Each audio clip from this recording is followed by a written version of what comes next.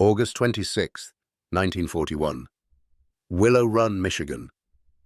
The humid summer air clung to the half-finished skeleton of what would soon become the largest factory in the world. Steel beams rose like the ribs of some colossal animal, stretching toward a horizon blurred by heat. Welders sent arcs of blinding sparks across the floor, cranes growled overhead, men shouted over machinery. But in the middle of this industrial chaos stood a woman holding a clipboard, her brow furrowed, her pencil tapping softly against metal. Her name was Rosie Eleanor Bennett, a production engineer at Ford Motor Company. Few outside the engineering chain knew her name. Even fewer knew her contribution. And none, not even the generals in Washington, understood that her designs would one day make possible a miracle of production. One B-24 Liberator bomber rolling off the line every 63 minutes. Before we jump back in, tell us where you're tuning in from, and if this story touches you, make sure you're subscribed, because tomorrow I've saved something extra special for you. A number that seemed mathematically impossible, a number that would change the course of the war, a number born from a blueprint she wasn't supposed to draw. In 1941, before Pearl Harbor, America stood on the edge of war, rearming, expanding, improvising. The Army Air Corps desperately needed bombers. The British needed more still. Hitler's U-boats were sinking merchant convoys faster than America could replace them. The skies over Europe were not yet ruled by the Allies. They were chaos, attrition, and fire. The B-24 Liberator, designed by Consolidated Aircraft in California, was fast and long-ranged. With a payload that dwarfed the earlier B-17. It could fly farther, hit harder, carry more bombs for more miles than anything built before, but it had one fatal flaw. It was almost impossible to mass produce. Unlike automobiles, whose components could be stamped, molded, and bolted on a moving line, the Liberator demanded handcrafting by skilled aviation workers. At Consolidated's plants, it took 55 days to produce a single airplane. The fuselage sections didn't match. Wiring had to be run by hand. Rivet lines required skilled teams and perfect knowledge of sequence. Nothing, absolutely nothing, could flow smoothly. The Army Air Corps wanted 50 bombers a month. Consolidated said it could maybe reach 20 with overtime. Ford Motor Company, famous for inventing the moving assembly line, told Washington it could build 50 a day. The generals laughed. No one could build a 4-engine bomber like that. It would take a miracle. And miracles, as history would soon discover, come from unexpected places. Rosie Bennett was 34 years old, a structural designer with an unassuming presence. She wore her dark hair pinned tightly behind her head, safety glasses perched on her nose, and her coveralls rolled neatly at the cuffs, a small rebellion in a world still adjusting to women working in heavy industry. She was hired for her mathematical brilliance, her reputation for solving impossible production bottlenecks, and her ability to see mechanical flows not as machines but as living ecosystems. But officially, she was only a drafting assistant. Ford did not yet allow women to hold the title production engineer. That required a man. Rosie didn't argue. She just worked, and quietly, she worked better than everyone around her. Soon after Ford agreed to build Liberators under license, Henry Ford's son, Edsel, assembled a design team to convert an aircraft built by hand into one that could be built by machines, workers, and conveyor belts. Manufacturing experts from the Rouge River plant arrived. Automotive engineers, production schedulers, logistics theorists, the best Ford had. But none of them had ever built an airplane, and none could achieve what the Army demanded. The problem wasn't production space. It wasn't manpower. It wasn't even machinery. It was geometry. Aircraft assembly, for all its machinery and labor, depended upon one inescapable truth. Parts must arrive at the right place, at the right angle, in the correct order, or the entire line stops. The B-24 was so large, so complex, and so unlike any peacetime product that all the initial plans failed. The fuselage rails didn't align. The wing sub-assembly stations clogged. The bomb bay doors collided with the conveyor spacing. Electrical harnesses overlapped. The tail section demanded a rotation jig that didn't exist. Every plan ended the same way, a pile-up at Station 14. The famous Ford efficiency machine, the one that had mastered the Model T, was defeated by a bomber's bones. That was when Rosie stepped in, unofficially, quietly, on her own time.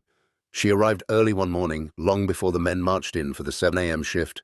She spread out a blueprint of the entire plant floor on a 20-foot table and began marking it with a carpenter's pencil. She erased, she measured, she scribbled notes, she sketched spirals and arrows, she drafted tiny icons for jigs and cranes. She didn't see a factory. She saw flow, pure mechanical rhythm, and gradually something unprecedented began to form. A moving assembly line for bombers, not straight but shaped like a giant S. The S-flow design was unlike anything in aviation history. Where Consolidated tried to build bombers using station-based clusters, Rosie reimagined the entire process as a continuous spiral. The fuselage began at one end of the plant, moving forward for 13 stations, then looping back, allowing wings to attach at a natural angle.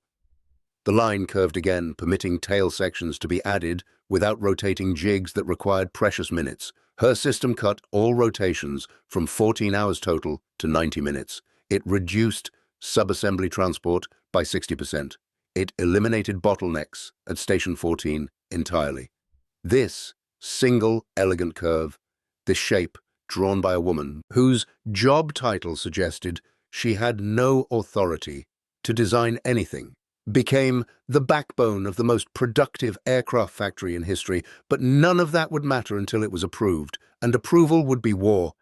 September 3rd, 1941. Conference Room B, Willow Run. The room smelled of ink, sweat, and cigarette smoke. Senior Ford engineers sat around a long table littered with coffee cups and crumpled drafts. Maps of the unfinished factory covered the walls. A giant clock ticked loudly, reminding everyone that Washington was losing patience. On one side of the table sat Edsel Ford, calm, thoughtful, soft-spoken. On the other sat Charles Sorensen, cast iron Charlie, Ford's iron-willed production chief, a man who could terrify steel. Rosie stood at the far end with her blueprint rolled under one arm. Sorensen glanced at her clipboard and frowned. "Miss Bennett," he said, "you're here to take notes?" "No, sir," she said steadily. "I'm here to present a solution." The room fell silent. Men exchanged looks. Someone chuckled. Rosie unrolled her blueprint on the table, a sweeping curve of stations, sub-assembly areas, overhead conveyors, and service walkways that wove through the factory like a river. "What exactly," Sorensen finally grunted, "am I looking at?" "A bomber. Every 63 minutes, Rosie said. It wasn't arrogance. It was mathematics. The room erupted. Laughter, disbelief, a few scoffs, one or two, raised eyebrows. Edsel Ford leaned forward, studying the curvature. "The S-flow," she explained. "A continuous line. No cross-traffic, no stalled cranes, no backward movement. Sub-assemblies feed in from the sides. Tail and wing joins occur without rotation. Tooling is modular. The fuselage passes workers, not the other way around. And there are no bottlenecks." A senior engineer flipped pages of her calculations. "This is not standard practice," he muttered. "It's what the Liberator requires," Rosie replied. Sorensen crossed his arms. "You designed an entire factory line," he said flatly, "in your spare time." "Yes." The room waited. Sorensen stared at the blueprint silently. 5 seconds, 10, 30. Then he turned to the others. "Build it." It was the closest thing to praise the man ever said. Construction accelerated. Reinforced floors were poured. The S-curve rail line was welded together. A 1.5-mile mechanical artery coiling through the factory's massive interior. Sub-assembly stations sprouted like organs feeding a living body. Wings arrived on rolling jigs. Tail sections swung into place on overhead cranes. Fuselages glided on rails. Engines dropped from above like thunderbolts.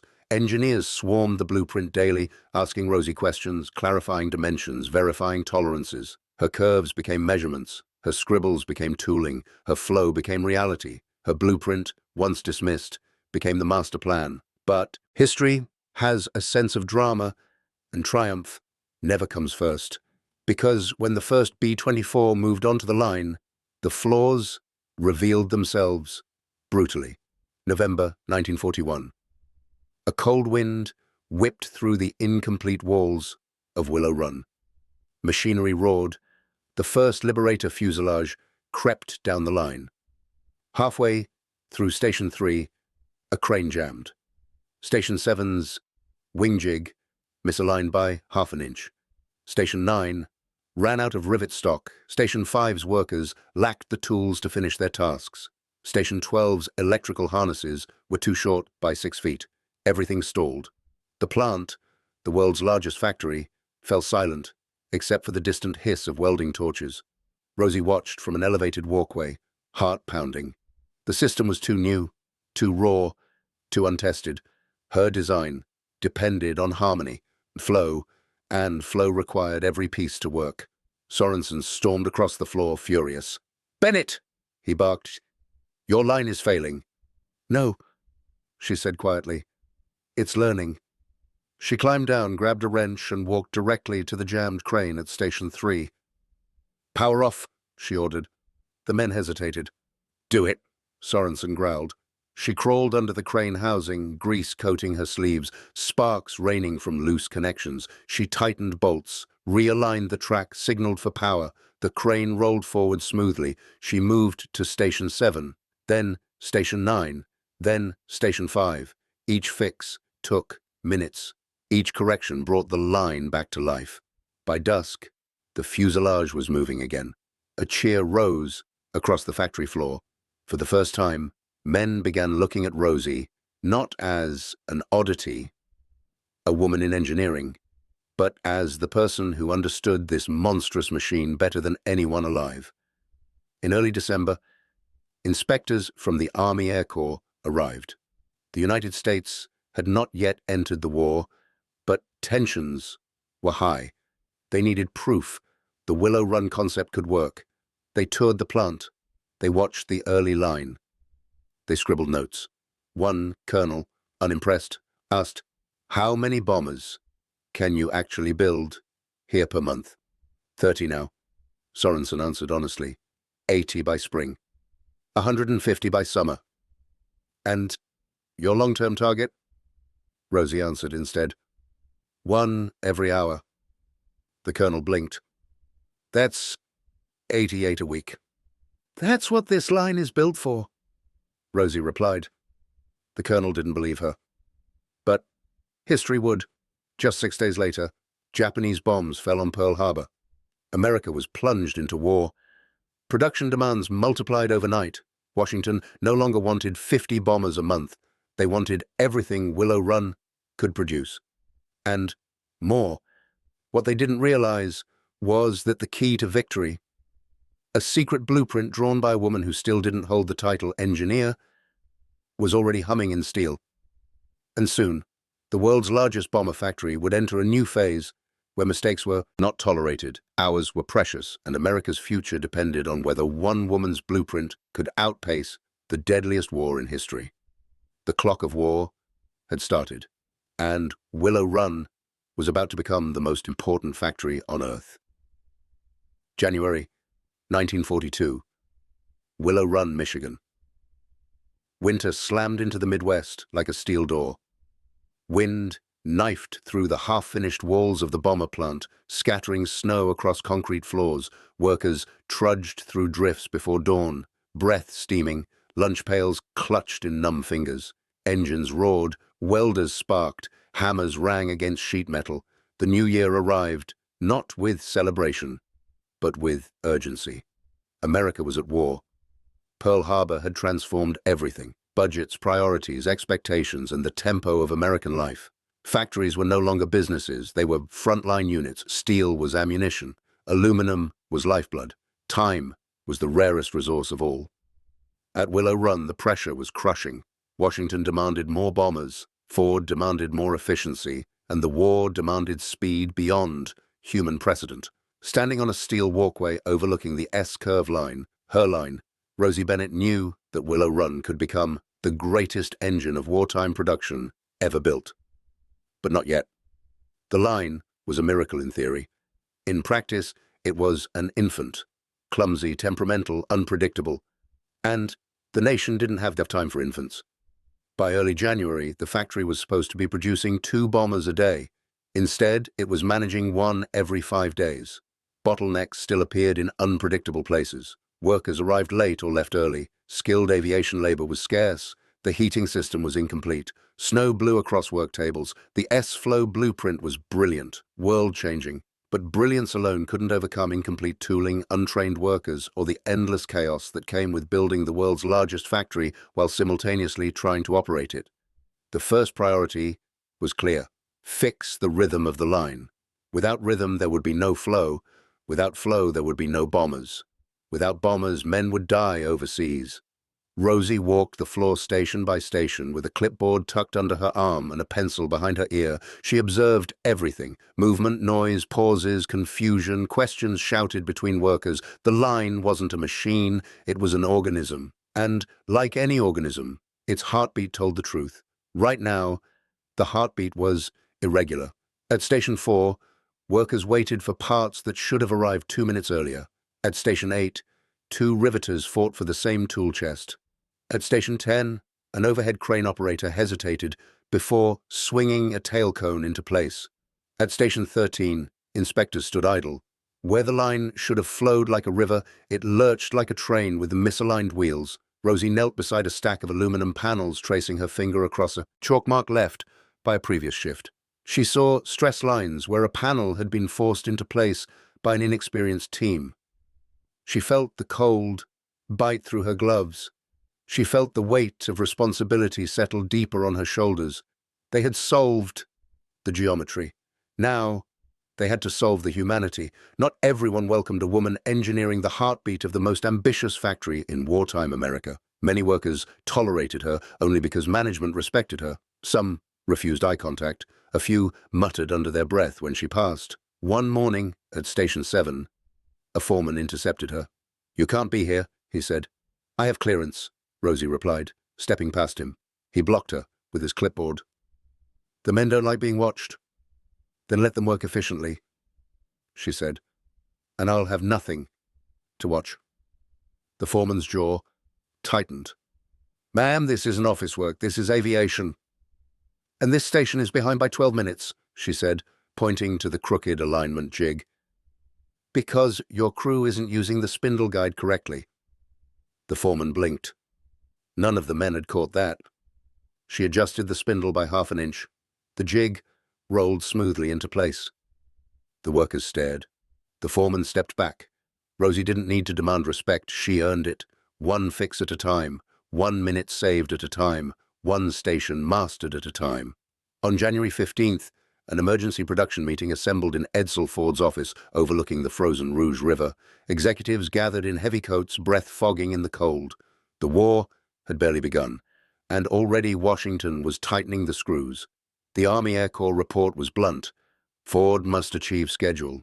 Willow Run must meet strategic quota, no exceptions. The quota was staggering. The timeline, impossible. Edsel Ford looked tired, cast iron. Charlie looked furious. They argued about manpower, materials, deadlines. Some engineers suggested abandoning the moving line until the plant was complete. That was when Rosie spoke. Stopping the line would be catastrophic. Silence. "What do you propose?" Sorensen asked. "We must treat Willow Run not as a factory," she said, "but as a classroom." The executives frowned. "We don't need education," one engineer muttered. "We need production." "We need both," Rosie said. "Right now, workers don't understand the flow. If they don't understand the flow, they can't maintain it. If they can't maintain it, we'll never reach an hourly bomber." Sorensen narrowed his eyes. "You want training programs?" "I want structures," she said. "Instruction deputies at each station. Standardized toolkits, timing charts, color-coded checklists. Rotational apprenticeships. If every man on this line knows not just what to do, but why it matters, the line will stabilize." She pointed to a graph on the table. "Rhythm is not achieved by machinery. It's achieved by mastery." Edsel Ford leaned back slowly, a spark of recognition forming. Sorensen grunted. "Build it." Again, the highest praise he ever gave. By February 1942, Rosie's training system was in full force. They called her instructors shop doctors. Each shop doctor was a skilled machinist or riveter, trained to diagnose production delays the same way a physician diagnosed illness. They carried rulebooks, stopwatches, colored chalk, and a quiet authority. When a station lagged, a shop doctor rushed in, observed, corrected, educated. Workers began to understand the line's heartbeat. Crews synchronized tasks like choreography. Stations began hitting their time marks. The heartbeat strengthened. The S-flow was no longer a blueprint. It was becoming a living rhythm. Winter deepened. Snow piled in drifts against the unfinished walls. Frost formed on steel beams. The factory echoed with the clatter of hammers and the thunder of rivet guns through the night. Rosie often stayed past midnight, her breath fogging in the cold air as she monitored the second shift. One bitter night she climbed to an overhead gantry to inspect a stuttering conveyor. Her hands froze against the rail. The line shuddered with each fuselage movement. Below her, the sparks cascaded from welding torches like meteors. Engines coughed, tools clattered, and in the roar of the factory, she felt something. A sense that this was more than machinery. This was the nation's heartbeat. These men she worked beside, advised, argued with, and now led, were no longer skeptical. They trusted her.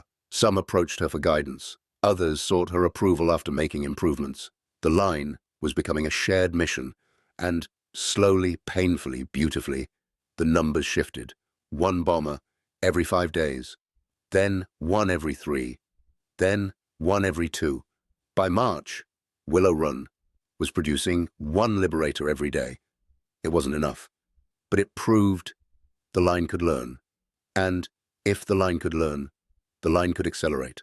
Progress never comes without crisis. On March 28th, at 02:14 a.m., disaster struck. A tail section crane seized mid-rotation, halting the line. A fuselage hung from the track like a pinned insect. Workers scrambled. Inspectors rushed in. A shop doctor flagged the incident. Before Rosie could arrive, a second failure hit. Station 11 overloaded the rivet feed, jamming the pneumatic system. Pressure dropped. Tools froze.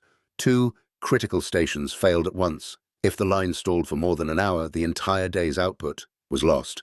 Rosie ran across the catwalk, boots clanging against steel. She slid down a maintenance ladder, landing beside the jammed crane. "What happened?" she asked. "Motor seized," the operator said. "I think the bearings froze." "No," she said, placing her hand on the housing. "It overheated." She ripped off her gloves, touched the metal, and nodded. "We're overworking the rotation. Frequency. Your crew is pushing too fast." She grabbed a wrench, loosened the casing bolts, and rewired the thermal regulator. A mechanic opened his mouth, as if to question her. She cut him off. "Yes, I know what I'm doing." 3 minutes later, the crane roared back to life. She sprinted to Station 11. Rivet guns lay silent. Men watched helplessly.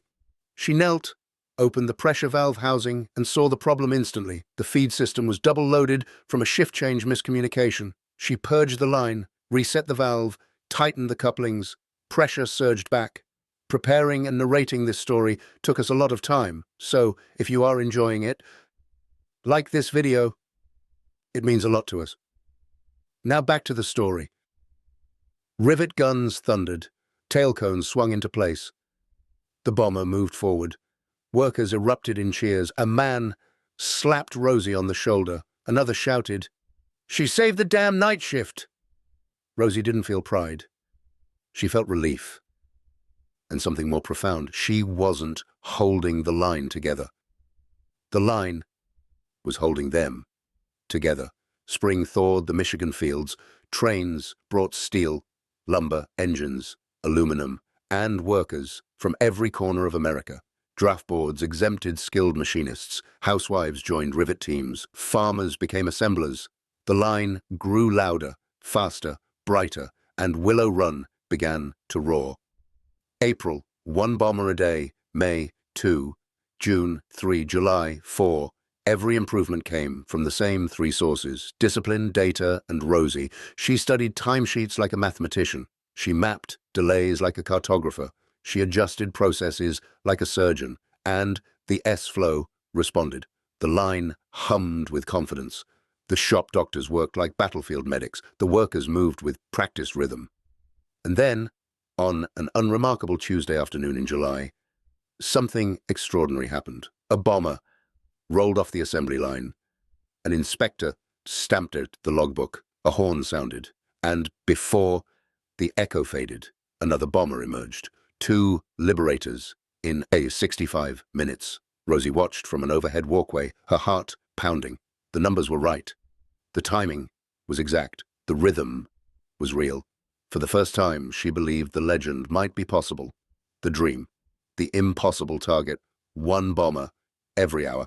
By August 1942, Washington sent an observer, Colonel Dwight Harlow, a stern, methodical officer known for dissecting factories like battlefield logistics maps. He toured Willow Run in silence, studied the S-flow, timed stations, questioned managers, spoke to shop doctors, reviewed production logs. He rarely acknowledged Rosie, though she answered half his questions. Finally, on his last morning, he approached her at Station 13. "You designed the line?" he asked. "Yes," she said. "You corrected the faults?" "Yes." "You maintain the flow?" "I ensure the line can maintain itself." Harlow nodded once. A long pause. Then he said something no one expected. "This factory will win the air war." She didn't know how to respond. He saved her the trouble. "History may forget the names," Harlow added, "but it will never forget the output." He turned sharply and walked away. Rosie didn't need his approval, but she understood what it meant. Washington finally believed. By autumn, Willow Run was ready for its greatest test. The plant was nearing full capacity. The S-flow was stable. Workers were experienced. Tooling was complete. And the demand for Liberators was skyrocketing. The air war over Europe was about to intensify. The U-boat threat was growing. The Pacific demanded more long-range bombers. And Washington issued a new production target: achieve an hourly bomber. The number that began as a fantasy, a dream, a joke to some, a miracle to others. Now it was an order, and America expected Willow Run, expected her, to deliver it. As winter winds returned to Michigan, Rosie Bennett stood on the steel walkway above the humming line. She watched wings glide into place, tail cones rise, engines descend from overhead cranes. The line was ready, the workers were ready, she was ready. But the greatest challenge, the one that would transform Willow Run from an ambitious factory into the beating heart of Allied air power, still lay ahead. The hour-long miracle had not yet arrived, and the war would not wait. January 1943. Willow Run, Michigan. The new year cracked open like a rifle shot. Snow lashed the bomber plant. Ice winds screamed through unfinished dock doors. The landscape beyond the factory looked like a frozen sea, white, merciless, stretching past the horizon. But inside Willow Run, heat radiated from welding torches, rivet guns, hydraulic presses, and the sheer unstoppable momentum of American industry. The line was alive. The S-flow, once a pencil sketch drawn in solitude, was now a roaring artery of steel, engines, aluminum, sweat, oil, and precision. Workers moved in practiced rhythm. Shop doctors marched with authority. Liberators crawled, rolled, advanced through the curvature of the line, like massive creatures being assembled bone by bone. Production had reached 1 bomber every 63 minutes, a number so astounding that foreign observers doubted the reports. Some newspapers printed it in disbelief. Some generals dismissed it as propaganda. But Rosie Bennett knew the truth. They hadn't reached the limit. They were only approaching it. The next goal, the final goal, was audacious beyond reason. A Liberator every 55 minutes, then 50, then 45. Impossible numbers. Numbers that mocked engineering logic. Numbers that strained the capacity of tools, manpower, and physics. But war demanded the impossible. And Willow Run existed to answer. The assault on time began in the first week of January. Rosie led the charge.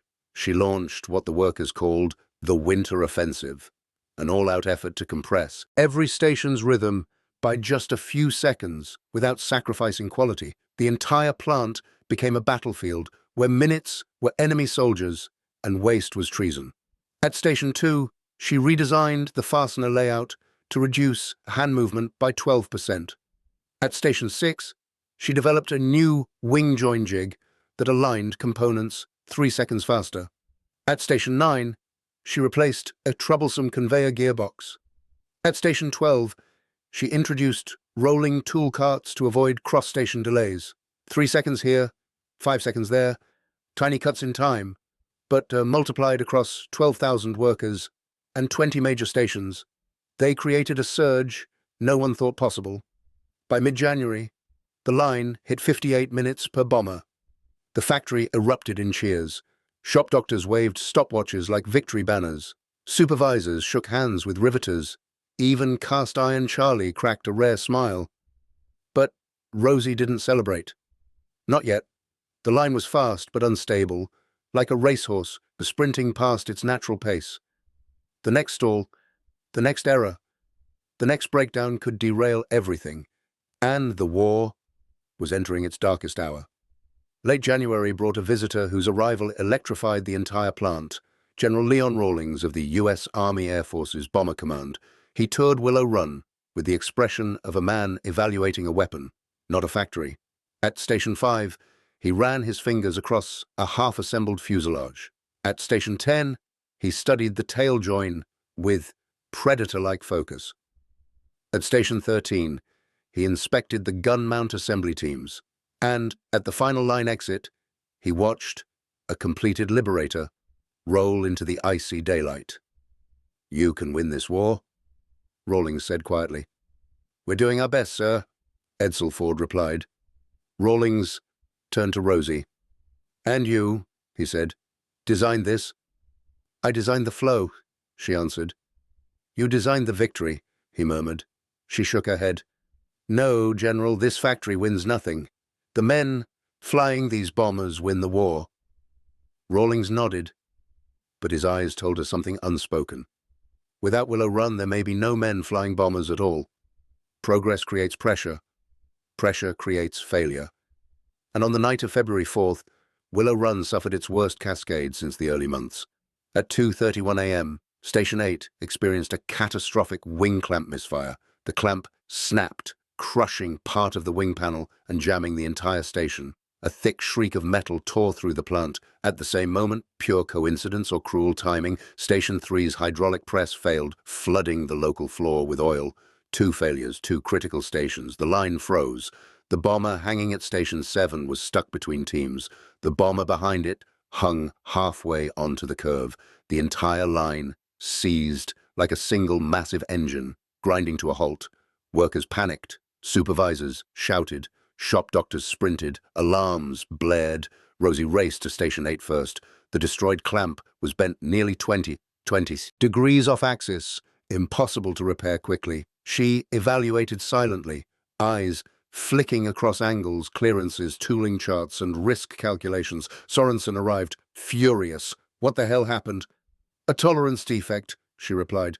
"This clamp wasn't heat-tempered uniformly." "How long to fix?" 20 minutes. "That's too long." "Then we don't fix it," she said. She grabbed a sledgehammer. Workers stared. She struck the clamp hard, once, twice, 3 times, bending it into a rough but operable shape. A mechanic gasped. "We can't use that." "It'll hold for 1 shift," she said. "We replace it during maintenance." It wasn't elegant, it wasn't standard procedure, but war doesn't accept excuses. She ordered the team to secure the panel manually. Then she ran to Station 3. The oil spread like a black lake, slippery and dangerous. Men struggled to keep footing. Rosie shut the hydraulic feed manually, bypassed the failed regulator, and locked the pressure valve. Then she shouted, "Sand, bring sand now!" Workers scattered. Buckets of industrial sand poured over the oil spill, absorbing it in minutes. She reprimed the press, reconnected the auxiliary line, and nodded to the operator. The line lurched, stalled, moved again, found rhythm. By 3:09 a.m., it was operational. At 3:10 a.m., workers erupted in applause. Rosie wiped her hands on her coveralls, breath shaking from adrenaline. Sorensen stepped close. "You may have just saved 2 days of production," he said. She didn't smile. She simply said, "Tomorrow, We eliminate the root cause. While Willow Run wrestled with machines thousands of miles away, the bombers built here took to the skies. In the Pacific, liberators hunted Japanese shipping lines, hammering supply convoys with newfound fury. In Europe, they stretched across the sky like migrating steel beasts, flying deeper and farther into Nazi territory than any bomber before. For aircrews, Willow Run wasn't a factory. It was hope. Letters began arriving at the plant. Your bombers saved my squadron. Without the B-24, we wouldn't have survived our first mission. I owe my life to your assembly line. Some letters were stained with mud, oil, or sometimes blood. They passed from worker to worker, station to station, reminding everyone that their labor was not numbers or schedules. It was life, and death, and duty. Rosie read every letter. She saved everyone. As winter thawed into a muddy grey March, Willow Run reached its most critical moment. Washington issued new numbers: increase output by 12%, reduce failures by 9%, achieve full hourly capacity. The line had to compress another 3 minutes. It was the difference between a 63-minute bomber and a 60-minute bomber. Between fast and legendary, every second mattered. Rosie didn't sleep much that month. She lived at Willow Run, ate at Willow. Run! Breathed Willow. Run! Workers joked. She slept standing up at Station 10 with her arms crossed. She ran optimization drills. She rewrote tool workflows. She scheduled synchronized crew rotations. She redesigned the rivet feed system from scratch. She reorganized the entire conveyor rest cycle. And the numbers shifted. 58 minutes, 57, 56. But they hit a wall at 55 minutes. No matter how hard they pushed, the line refused to move faster. Machines overheated, workers fatigued, errors multiplied. The line was hitting the edge of physics. Sorensen confronted Rosie beside Station 4. We're at the limit, he growled. We can't shave more time. We can, she said softly. We're close. This isn't idealism, he snapped. It's machinery. No, she replied. It's choreography. He stared at her, confused, then intrigued. Rosie stood at the center of the S-curve with a stopwatch in one hand and a blueprint in the other. She watched the line flow, then pointed at it as if seeing an invisible shape. We're not a factory, she said. We're a symphony. She timed each station, measured each step, tracked each motion. Then she saw it, the inefficiency no one else had noticed. It wasn't the speed of assembly, it wasn't the tooling, it wasn't the workers. It was handoff friction, the micro moments between stations where a fuselage shifted, paused, or required alignment before moving on. A quarter second here, a half second there. Across 20 stations, those fractions added up. She redesigned the handoff angles, adjusted the rail bearings, modified the gravity assist at 2 stations, added a secondary micro-conveyor at Station 11.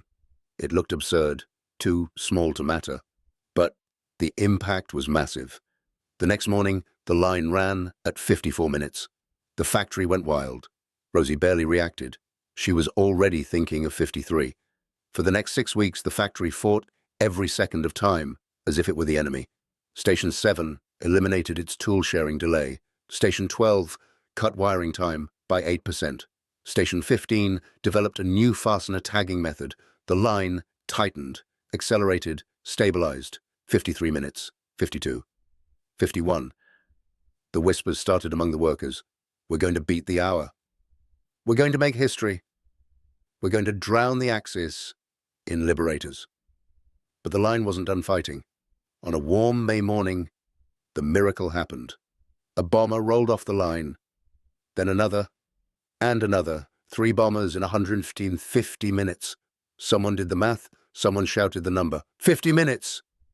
The factory exploded in cheers so loud they shook the rafters. Men climbed onto workbenches. Shop doctors raised stopwatches like trophies. Supervisors pumped fists in the air. Rivet teams banged their guns against tool carts like drums. Edsel Ford stood on an overhead platform, visibly moved. Sorensen actually laughed.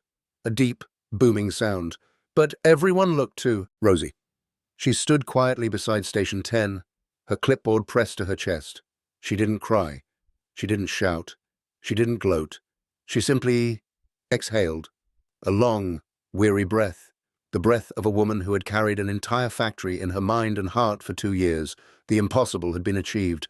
By summer 1943, Willow Run was producing bombers at a pace the world had never seen. One Liberator every 50-55 minutes, 24 hours a day, 7 days a week, 3-floor shifts, 12,000 workers, 3.5 million parts per aircraft, one airplane rolling out of the east door every time the clock's minute hand swept a small arc. Foreign journalists wrote that America was building bombers like loaves of bread. The British called Willow Run the arsenal of democracy made flesh. The Germans called it the factory of nightmares. And Rosie Bennett, she became a myth inside the plant, the engineer with no title, the woman who drew the curve that won the war, the guardian of the line. Some workers whispered that she knew every bolt by heart. Others claimed she could sense a delay before it happened. A few joked she didn't bleed blood, she bled hydraulic fluid. But most simply said, if Rosie touches it, it works. One night in late summer, after a 16-hour shift, Rosie climbed to the top of the observation gantry. The factory below glowed with industrial firelight. Sparks floated like fireflies. Engines hummed. The S-curve shone like a silver river. A bomber rolled off the line. Then another, then another. She leaned against the railing, exhausted, grateful, a little stunned. All of this, began with a pencil sketch.